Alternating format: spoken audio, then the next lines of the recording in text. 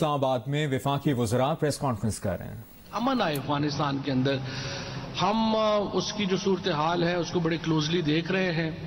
وزیر خارجہ جو ہیں وہ اس وقت اسی سلسلے میں ایک دورے کے اوپر ہیں، اور اب وزیر اعظم پاکستان بھی جو ہیں وہ تشریف لے کے جا رہے ہیں سینٹرل ایشین اسٹیٹس کے اندر، اور وہاں پر جو دورہ ہوگا اس کی بھی بہت اہمیت ہے اس لحاظ سے کہ وہ افغانستان کے معاملے کے اوپر ایک وہاں پر بات چیت بھی ہوگی، اور جو ہماری کوششیں ہیں افغانستان کے اندر امن کی اس کو اس وقت پوری دنیا سراہ رہی ہے۔ آپ نے امریکن اسٹیٹ ڈپارٹمنٹ کا بیان سنا جس میں انہوں نے پاکستان کی جو کوششیں ہیں اس کی تعریف کی، اور اس وقت چاہے امریکہ ہو، چاہے روس ہو، چاہے چین ہو، تمام جو وزیر اعظم عمران خان نے جس طرح سے اپنی جو پالیسی اسٹیٹمنٹ دی تھی کہ ہم امن میں تو پارٹنر ہوں گے لیکن ہم تنازع میں جو ہے وہ پارٹنرشپ نہیں کریں گے، we will be partner in the peace but not in the conflict, اور یہی جو اصول جو وزیر اعظم عمران خان نے طے کیا تھا اسی کو بعد میں ہماری جو پارلیمنٹری پارٹی ہے جو قومی سلامتی کمیٹی کی جو میٹنگ ہوئی اسمبلی کے اندر، اس میں تمام سیاسی جماعتوں نے اسی موقف کی جو ہے وہ حمایت کی۔ اس لحاظ سے ہماری افغان پالیسی بڑی واضح ہے اور ہم اسی طرف بڑھ رہے ہیں۔ ان دا مین ٹائم دو اور ایشوز جن کے اوپر آج آپ کے ساتھ حاضر ہوئے ہیں وہ جو مقامی ہماری جو سیاست ہے اس سے تعلق رکھتے ہیں۔ ایک تو کشمیر کے اندر جو الیکشن کیمپین چل رہی ہے، الحمدللہ پی ٹی آئی کی حکومت بڑی مستحکم ہے، اس کی پوزیشن بڑی مستحکم ہے کشمیر کے اندر۔ پی ٹی آئی وہ واحد جماعت ہے جو تقریباً کشمیر میں ہر نشست کے اوپر اپنا امیدوار کھڑا کر سکی ہے۔ اس کے علاوہ کوئی اور سیاسی جماعت وہاں پر تمام نشستوں پہ امیدوار ہی کھڑے جو ہیں وہ نہیں کر سکی۔ جو اس وقت پیپلز پارٹی کی پوزیشن ہے، آپ نے اسی دیکھا کہ بلاول بھٹو اسی لیے وہاں پہ میدان چھوڑ کے بھاگ گئے کہ ان کو پتہ چلا کہ وہاں پر ان کے امیدوار ہی نہیں ہیں۔ ٹوٹل 8 حلقوں میں پیپلز پارٹی کے امیدوار ہیں اس وقت کشمیر میں، اور اس کی وجہ سے جو کافی ایک ناکامی کا سامنا کرنا پڑا بلاول بھٹو کو، اور وہ آدھی اپنی جو کیمپین ہے اس کو چھوڑ کے فرار ہو گئے۔ اس کے بعد جو ایک ہماری مریم بی بی وہاں پر جو کیمپین کر رہی ہیں، آپ دیکھ رہے ہیں کہ ان کے پاس بھی کوئی پالیسی نہیں ہے، ان کو کشمیر کی تاریخ کا علم نہیں ہے، ان کو یہ علم نہیں ہے کہ پاکستان ہندوستان کے تعلقات جو ہیں وہ کشمیر کے اوپر کتنی دفعہ کروٹیں بدل چکے ہیں، ان کو یہ علم نہیں ہے کہ پاکستان نے کشمیریوں کے لیے کتنی بڑی قربانیاں دی ہیں، اور جو پالیسی ہے وزیر اعظم عمران خان کی اور جو انہوں نے اقوام متحدہ میں تقریر کی تھی کشمیر کو لے کے، وہ اس کی نوعیت کیا تھی، وہ اس کی اسٹریٹجک ڈیپتھ کیا تھی۔ وہ اپنی جو اس وقت پرچار وہاں پہ کر رہی ہیں اس کا نہ سر ہے نہ پیر ہے، اور آپ دیکھ رہے ہیں کہ پی ایم ایل این بھی الیکشن میں ایک دھاندلی کا واویلا مچانا ابھی سے شروع ہو گئی ہے، کیونکہ ان کو معلوم ہے کہ کشمیر کے اندر کے انتخابات میں ان کی سیاسی پوزیشن جو ہے وہ تقریباً نہ ہونے کے برابر ہے، اور بڑی جلدی آپ بھی دیکھیں گے کہ مریم نواز بھی الیکشن کیمپین سے راہ فرار اختیار کریں گی۔ آج شہباز شریف صاحب نے پریس کانفرنس کی 4 بجے، اس میں انہوں نے گیس اور بجلی سے متعلق لمبی چوڑی گفتگو کی۔ ہماری توقع تو یہ تھی کہ وہ اس مقدمے کے اوپر جس میں انہیں ایف آئی اے نے طلب کیا ہے، جس کے اوپر نیب انویسٹیگیشن کر رہی ہے، کچھ روشنی ڈالیں کہ 25 ارب روپے کی یہ رقم، اور اس کے بعد جو دوسرے کیسز جو بنے ہیں جس کی تفصیلات ابھی شہزاد اکبر صاحب آپ کے سامنے رکھیں گے، کہ ان میں ان کا جواب کیا ہے۔ جب آپ ان سے پوچھتے ہیں کہ آپ نے اتنے پیسے آپ کے اکاؤنٹ سے نکلے، وہ کہتے ہیں میں نے پنجاب میں میٹرو بنائی۔ آپ ان سے پوچھیں کہ یہ آپ کے جو بیٹے ہیں وہ پاکستان سے اربوں روپیہ باہر ٹرانسفر کر گئے ہیں، تو وہ کہتے ہیں کہ نہیں میں نے تو جو ہے وہ پانی کے اوپر اسکیموں کے اوپر کام کیا۔ آپ ان سے پوچھیں کہ آپ کے اپنے اکاؤنٹ سے اربوں روپیہ نکل رہا ہے، یہ کہاں سے نکل رہا ہے، وہ کہتے ہیں دیکھیں میں نے بڑی پنجاب کی خدمت کی ہے۔ اب یہ اگر خدمت کی ہے کہ پنجاب کا پیسہ جو پیپلز پارٹی میں اور پی ایم ایل این میں جو چیز یکساں ہے وہ یہ ہے کہ ان کو جو پیسہ پنجاب میں دیا گیا یا جو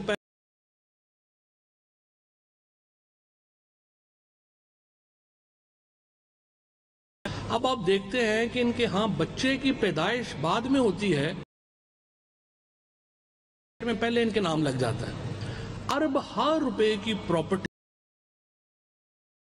ہے جن کا ہمیں علم ہے جن کا ہمیں علم نہیں ہے وہ تو شاید اس سے بھی بہت زیادہ ہوں گی، کیونکہ وہ اتفاق سے ان کا ابھی تک کوئی پیناما نہیں آیا. یہ جو ساری پراپرٹیز ابھی تک ہمارے سامنے آئیں، یہ تو پیناما کا اسکینڈل ہو گیا اور ہمیں پتہ چل گیا. ہمیں نہیں پتا ابھی کہ ان کی اور کتنی زیادہ پراپرٹیز باہر ہیں، ہمیں نہیں پتا کہ ان کی اور جائیدادیں کتنی ہیں. اور اسی لیے آپ دیکھتے ہیں کہ جب وزیر اعظم عمران خان جو کرپشن کا نیریٹو ہے اس کو اس لیے وہ سمجھتے ہیں کہ وہ امپورٹنٹ ہے اور اس کو ہمیں پیچھے کبھی بھی نہیں ہٹنا چاہیے، کہ ارب ہا روپیہ پاکستان سے چوری کر کے باہر لے جایا گیا ہے اور وہ پیسہ جو ہے اس سے پراپرٹیز خریدی گئی ہیں. ابھی تو ان کے بیٹوں کی پراپرٹیز آ رہی ہیں، بڑی جلدی آپ کو ان کے پوتوں کی، نواسوں کی، پھپھیوں کی، ہر جگہ سے ان کی پراپرٹیز جو ہیں وہ نکل رہی ہیں. اور ہم یہ سمجھتے ہیں کہ شہباز شریف کو اپنے اوپر لگے گئے الزامات کا جواب ایف آئی اے کو بھی دینا چاہیے اور اس سے پہلے میڈیا کو دینا چاہیے. میڈیا کے سامنے ساری ایویڈنس ہے، میڈیا کے سامنے کیسز ہیں، وہ آئیں اور اپنا کچا چٹھا کھولیں اور بتائیں کہ یہ کیا کیسز ہیں. میں حماد اظہر صاحب سے درخواست کروں گا کہ آج کی جو شہباز شریف صاحب کی زیادہ تر گفتگو تھی وہ انرجی معاملات سے متعلق تھی، اس کے اوپر روشنی ڈال دیں اور پھر شہزاد اکبر صاحب جو ہیں وہ باقی معاملات کو دیکھیں گے. بسم اللہ الرحمن الرحیم. آج قائد حزب اختلاف نے کلیم کیا کہ لوڈ شیڈنگ واپس آ گئی ہے، تو میں ذرا اس پہ بھی کچھ روشنی ڈالنا چاہوں گا. اعداد و شمار ہیں اور کچھ چونکا دینے والی باتیں ہیں جو جب میں انرجی کی منسٹری میں آیا ہوں 2 مہینے ہو گئے ہیں تو میرے لیے بھی بڑی پریشانی کا باعث بنی کہ پچھلی حکومت کیا کر کے گئی ہے. سب سے پہلے تو یہ کہ اگر اس وقت موجودہ کہیں پہ لوڈ شیڈنگ ہو رہی ہے تو وہ پیداوار کی کمی کی وجہ سے نہیں ہو رہی، وہ اس ترسیل کے نظام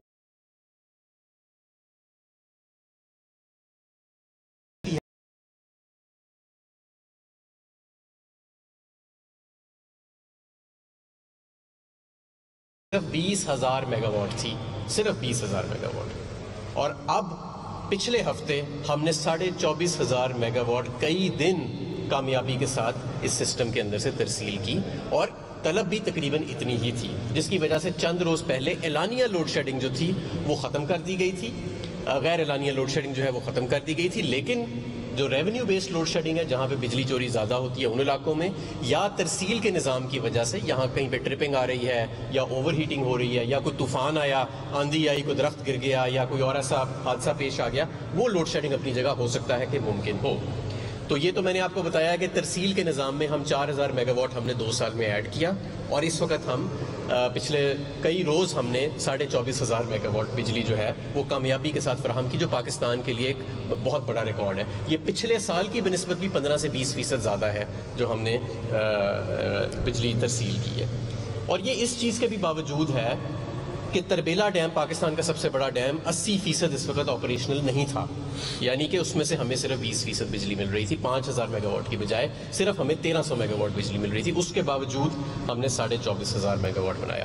اب میں آپ کو بتاتا ہوں کہ جنہوں نے پلاننگ کی تو انہوں نے کیا ان کی سائنس تھی پیچھے، اور آپ خود تعجب کا شکار ہوئیں گے.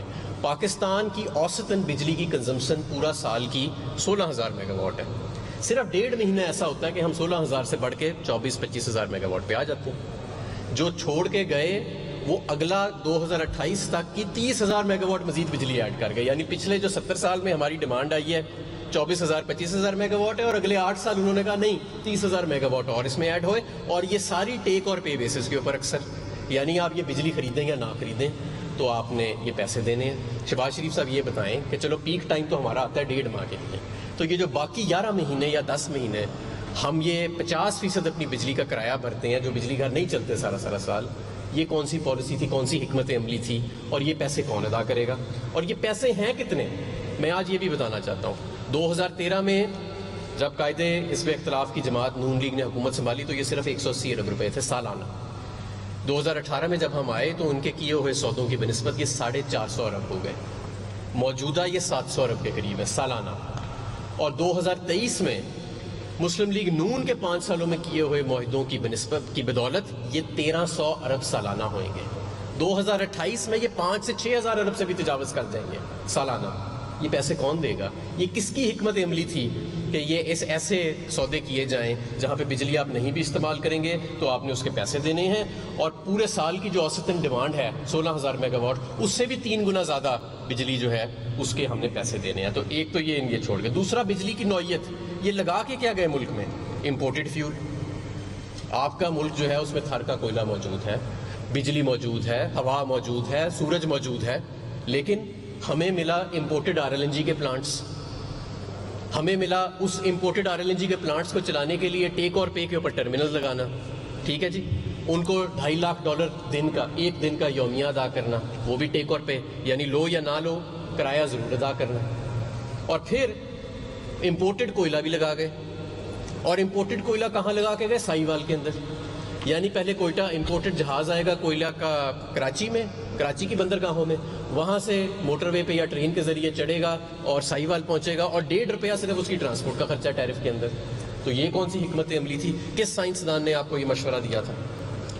رینیوبلز لگائے صرف 5%، اور وہ بھی ایک قائد اعظم سولر پلانٹ لگا گئے 15 سینٹس کے اوپر، 15 سینٹ یونٹ کا. میرا خیال ہے کہ grains book of world record میں آنا چاہیے، اس سے زیادہ ٹیرف شاید ہی دنیا میں کسی سولر پلانٹ کا ہوئے گا، 15 سینٹ کا یونٹ. پھر انہوں نے کہا کہ جی میں نے تو بہت ہی سستے سودے کیے تھے. بھائی اگر آپ نے سستے سودے کیے تھے تو آپ ہی کے دور میں جب آپ آئے 450 ارب گردشی قرضے تھے، آپ نے سارے ایک جھٹکے میں بغیر آڈٹ کے کلیئر کر دیے. اس کے بعد جب آپ چھوڑ کے گئے 5 سال بعد وہ پھر 1200 ارب پہ ہو گئے تھے. تو اگر آپ نے اتنے سستے بجلی کے سودے کیے تھے تو آپ ہی کے دور میں یہ 1200 ارب گردشی قرضے کیوں بڑھے؟ اس کی وجہ یہ ہے کہ آپ نے سستے سودے نہیں کیے تھے. تو یہ ساری ایک کہانی ہے جو بنی گئی ہے لوگوں کو گمراہ کرنے کے لیے ایک جگہ ہو رہی ہے. تو وہ ترسیل کے نظام کی وجہ سے، پیداوار کی وجہ سے نہیں، اور اس پہ بھی ہم قابو پا رہے ہیں. ابھی میں نے آنے سے پہلے NTDC کے نمائندے سے بات کی، انہوں نے مجھے، میں نے ان سے پوچھا کہ پیک ٹائم چل رہا ہے، کہیں لوڈ شیڈنگ ہو رہی ہے غیر اعلانیہ؟ تو انہوں نے کہا غیر اعلانیہ لوڈ شیڈنگ کسی جگہ نہیں ہو رہی، لیکن ترسیل کی وجہ سے کسی جگہ ٹرپنگ موجود ہے، یا اگر ہمارے کسی جگہ کراچی میں طوفانی بارشیں ہوئی ہیں یا لاہور میں ہوئی ہیں، وہ ہمیں انفراسٹرکچر کی کمپلینس ہے، اور ہمارا سارا عملہ جو ہے اس کو ریزالو کرنے کے لیے لگا ہوا ہے. میں اس لیے قائد حزب اختلاف سے گزارش کروں گا کہ آپ پہلے ہی کافی ظلم کر چکے ہیں. 1300 ارب سالانہ، 700 ارب سالانہ کیپیسٹی پیمنٹس، امپورٹڈ فیول، مہنگے بجلی گھر، کوئلے کے مہنگے بجلی پلانٹس، ہر چیز مہنگی لگا کے چلے گئے ہیں، اور ہماری قوم کئی سال اس کا خمیازہ بھگت رہی ہے. ہم نے کوشش کی، ہماری حکومت نے، ہم نے RLNG کا سودا نیا کیا ان سے سستے داموں پہ. ہم نے ان 2 حکومتوں کے دور میں کیے ہوئے بجلی گھروں سے سودوں کو دوبارہ ہم نے ریوائز کیا، اس سے ہم نے کوئی 700 ارب اگلے 10 سال میں بچانا ہے، وہ علیحدہ ہم نے سیونگ کی ہے. ترسیل کا نظام، بجلی گھروں کے فیتے کاٹ گئے اور تارے نہیں چھوڑ کے گئے، وہ نظام ہم ٹھیک کر رہے ہیں. ترسیل کے نظام کو ہم بہتر کر رہے ہیں. تو جتنا آپ کر کے گئے ہیں ابھی تو ہم اس سے ہی سمیٹ رہے ہیں. تو برائے مہربانی لوگوں کو گمراہ نہ کریں. اور باقی جو معاملات تھے بجلی گھروں کے سودے کیسے، وہ شہزاد اکبر صاحب انشور بہتر جانتے ہیں. بیسکلی منسٹر صاحب یہ کہہ رہے ہیں کہ شرمندہ ہوں، پریس کانفرنسیں نہ کریں. شہباز شریف صاحب جی بسم اللہ الرحمن الرحیم. کہ اس وقت جو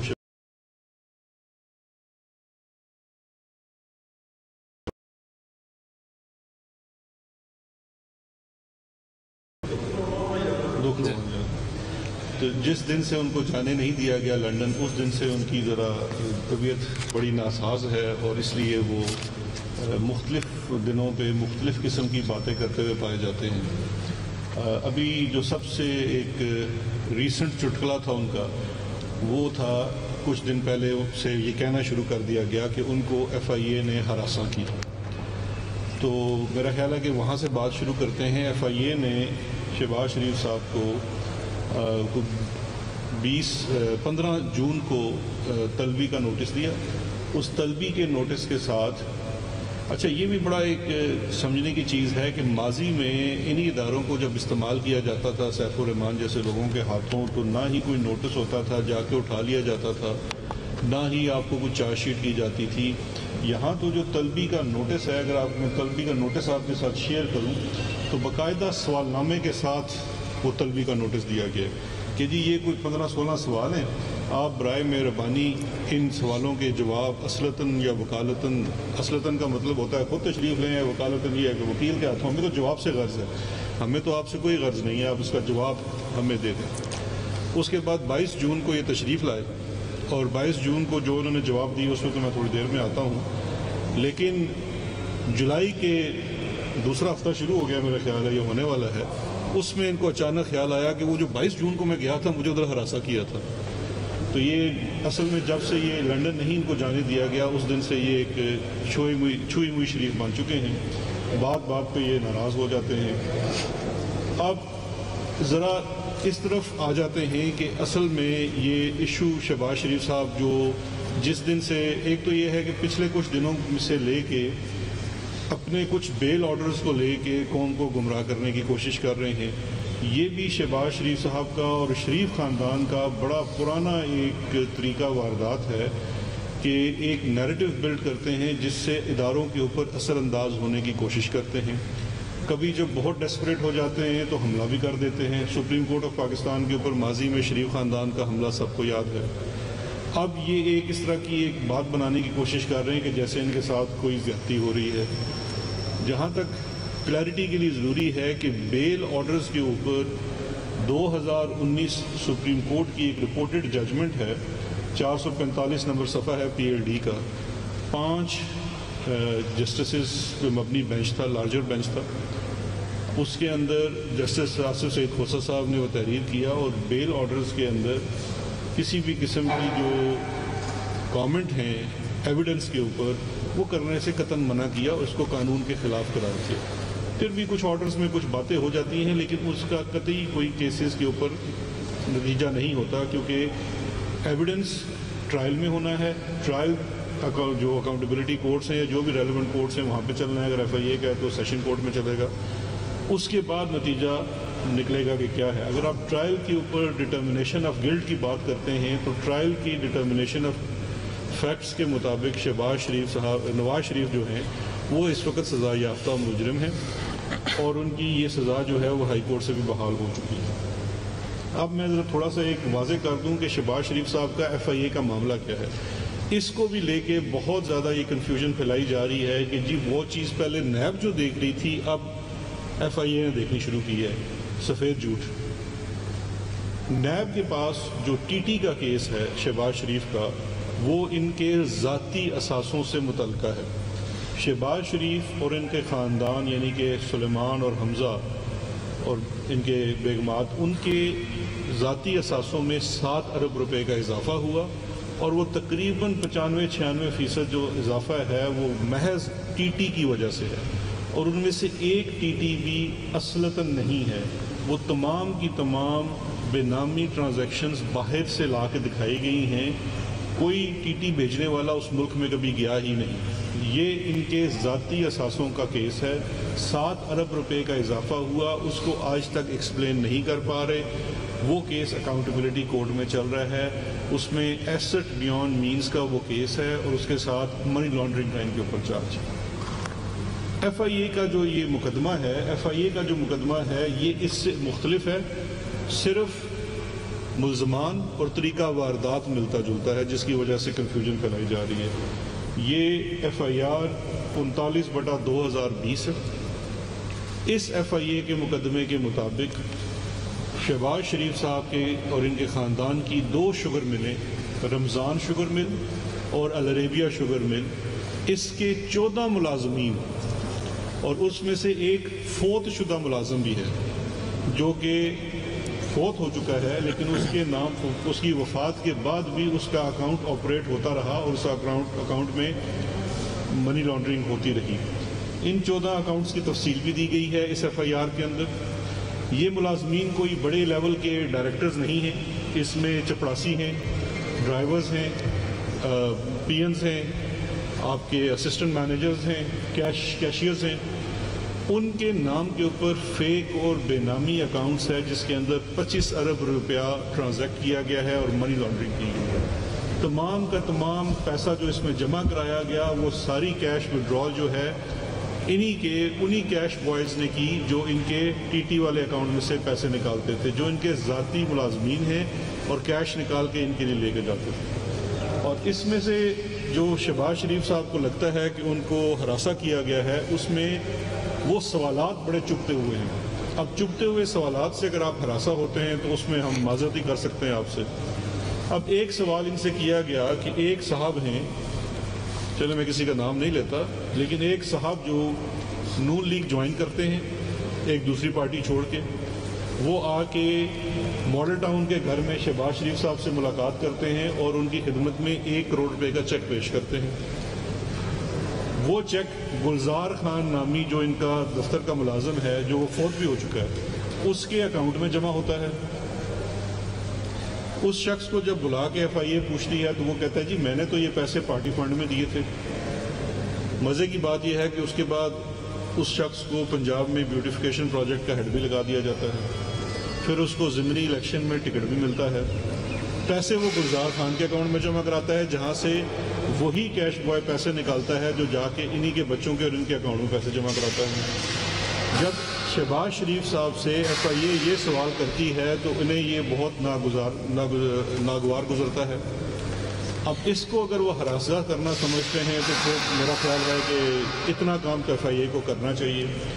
ایک اور جو چیز بڑی اہم ہے, اور یہ میں بڑی آپ سے اہم چیز شیئر کر رہا ہوں, ہراساں کرنے کے اوپر ایف آئی اے کے اندر ہم نے ٹرانسپیرنسی کے لیے, یہ نیب کے اندر بھی ہے, ایف آئی اے کے اندر بھی لاگو کر دیا گیا ہے کہ جتنے انٹرویوز ہوں گے, جو بھی آپ کیسز ہوں گے, اسپیشلی جو منی لانڈرنگ اور اس طرح کے کیسز ہوتے ہیں, ان کیسز کے اندر آپ کسی بھی شخص کو جب بلائیں گے تو اس کو آپ ریٹن نوٹس دیں گے, اور ریٹن نوٹس کے ساتھ آپ اس کو سوال نامہ بھیجیں گے تاکہ وہ اپنا پورا ڈیفنس تیار کر کے آئے. آپ کسی کو بائی سرپرائز نہیں, پورا آپ سوال نامہ جو بھی اس کے ساتھ اگر انیکسچرز ہیں وہ دیجئے, اور اس کو کنفرنٹ کرنا ہوتا ہے, یہ قانون کی ایک ریکوائرمنٹ ہے.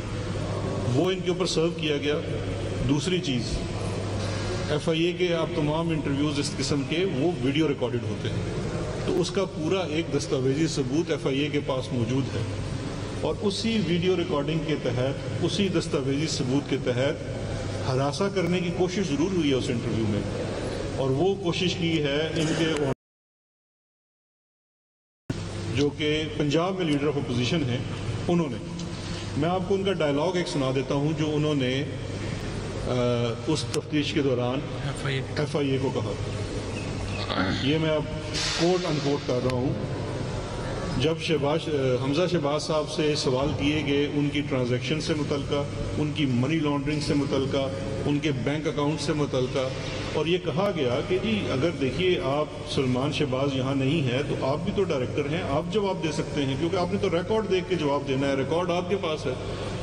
تو انہوں نے آگے سے کہا, رضوان صاحب میں نے پہلے بھی کہا تھا, آج دہرا رہا ہوں, وقت ایک سا نہیں رہتا اور بدلتا رہتا ہے.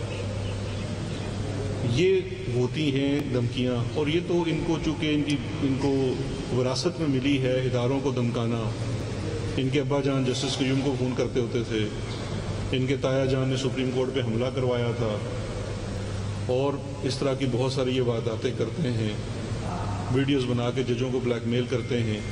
تو اسی سلسلے میں انہوں نے یہ حرکت بھی وہاں پہ کی, لیکن ایف آئی اے ایک پروفیشنل ادارہ ہے, انہوں نے بھی اس چیز کو درگزر کیا اور کہا جی آپ ان سوالوں کا جواب دے دیں, ابھی بھی نہیں ہے تو بعد میں دے دیں. کوئی ایک سوال کا جواب نہیں دیا, اور اس کے بعد 2 جولائی کو دوبارہ ایف آئی اے کے قانون کے تحت ان کو شو کاز نوٹس ایشو کیا گیا ہے, کیونکہ آپ اس وقت سوالوں کا جواب نہیں دے رہے ہیں, تو تاکہ ہم یہ چیز ایک ثبوت میں لے آئیں اور پھر اس کیس کو آگے فائل کر دیں. اب بہتر یہ ہوگا کہ شہباز شریف صاحب بار بار جو یہ دہراتے ہیں کہ میں نے 1 روپے کی اور 1 ڈھیلے کی کرپشن نہیں کی, اس کے بجائے بڑے سیریس ایلیگیشنز ہیں, سیریس کیسز ہیں, شواہد موجود ہیں, ٹرائل چل رہا ہے, اس کے جوابات دیں. لندن بھاگنے کی کوشش نہ کریں, چاہے وہ جتنی مرضی انگلی ہلا لیں, ہم نے ان کو اس ملک سے باہر نہیں جانے دینا ہے. ان کا مقدمہ ایک چل رہا ہے, دوسرا بھی انشاءاللہ چلے گا, اور ان کو ان کے جوابات دینے ہی ہوں گے. Thank you.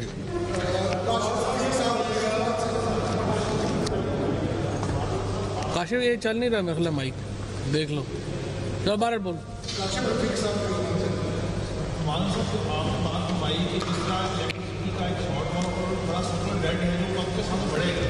یہ فرمائیے گا اس کو کم کرنے کے لیے آپ نے کیا کوئی مقدمے بنائی ہے کہ آپ نے اس کو بلاک کیا جائے یا ریٹ ریوائز کیے جائیں گے؟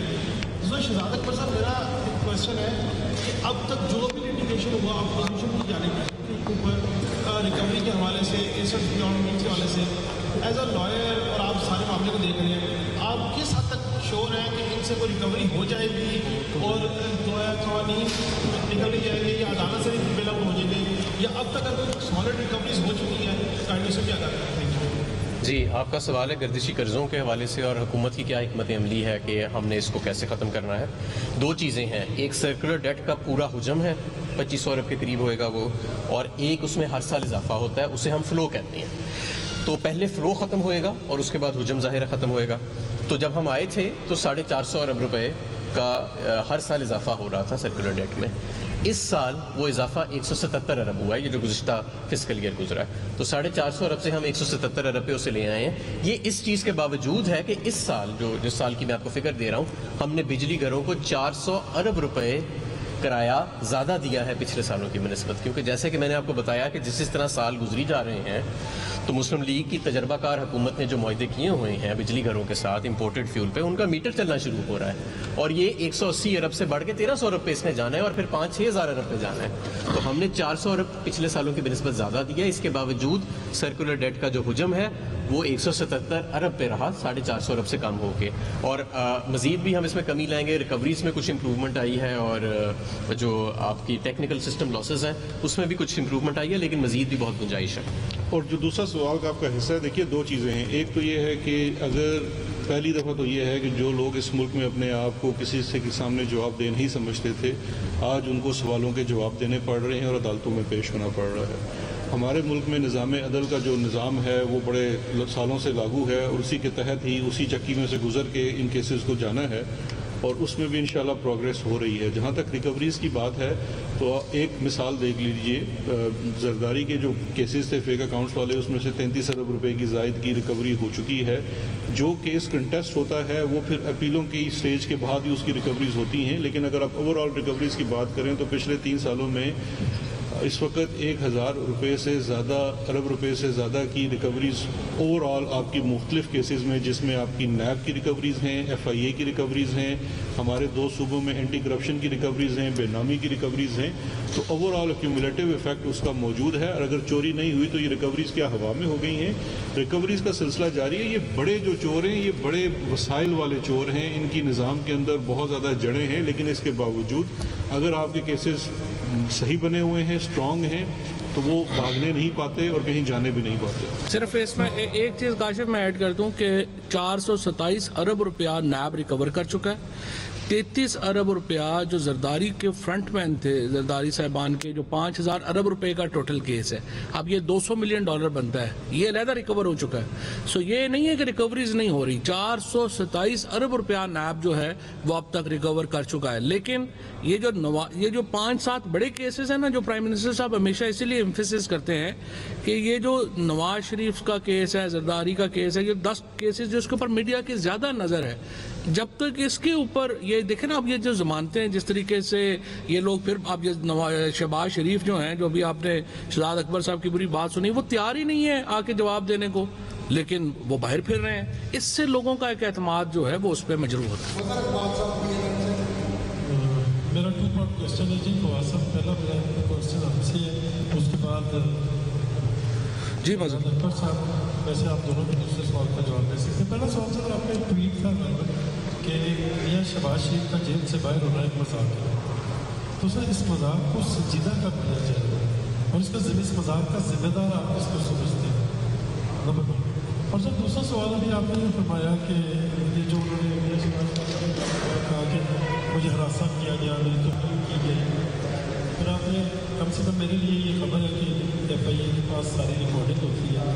سر یہ جو لوگوں میں ایک پرسیپشن ہے کہ لوگ اکثر آپ کھڑوں پہ بیٹھ کے بات کرتے ہیں, اتنے عرصے سے ہوا نکلا کیا. تو سر ہائی پروفائل جو کیسز ہیں, یہ میرا بیسک کوشچن ہے, ہائی پروفائل جو کیسز ہیں اس کی پاسبلٹی ہے کہ ان کو لائیو دکھایا جا سکے کبھی, تاکہ لوگوں کو پتہ چلے کہ ہو کیا رہا ہے. میں تو ویسے حق میں ہوں, میں تو ویسے پورا آپ کے حق میں, میں تو شہزاد اکبر صاحب شاید لیگلی پتہ نہیں اس کا کیا بنے, لیکن یہ لائیو چلنے چاہیے. پرسیپشن کے حساب سے تو یہ بالکل لائیو چلنے چاہیے, کیونکہ جو اندر یہ باتیں کرتے ہیں وہ نظر آنی چاہیے قوم کو کہ وہ کیا باتیں ہیں. پروسیجر آپ کو اس کی اجازت نہیں دیتا, اور دوسری چیز ہے کہ یہ جوڈیشری کا ڈومین ہے کہ وہ اس کو لائیو کرنے دے. لیکن ہم چیف جسٹس صاحب سے اپیل کرتے ہیں, چیف جسٹس صاحب سے اپیل کرتے ہیں کہ یہ جو ہائی پروفائل کیسز ہیں شہباز شریف صاحب کے اور یہ جو باقی کیسز ہیں ان کو لائیو دکھانے کی اجازت دیں, کیونکہ دیکھیں نا یہ لیکن ابھی اگر لائیو چل رہا ہوتا تو ابھی ایک مقدمہ اسلام آباد ہائی کورٹ میں جو آپ لوگ کور کرتے ہیں, آپ کو پتہ ہے کہ وکیل پیش ہوئے, انہوں نے کہا جی کہ میں کھڑا نہیں ہو سکتا, انہوں نے کہا آپ کو کرسی جج نے کہا کرسی دے دیں گے, انہوں نے کہا جی میں بیٹھ بھی نہیں سکتا تو کورٹ نے ہنس کے کہا اب چارپائی کا بندوبست تو ہم نہیں کر سکتے. اب دیکھیے اندر عدالت کے تو یہ نظام ہوتا ہے, باہر نکل کے بڑی وہ تقریر کر کے چلے جاتے ہیں. تو میں تو آپ کے ساتھ بات بھی اگری کر رہا ہے, اور ہم تو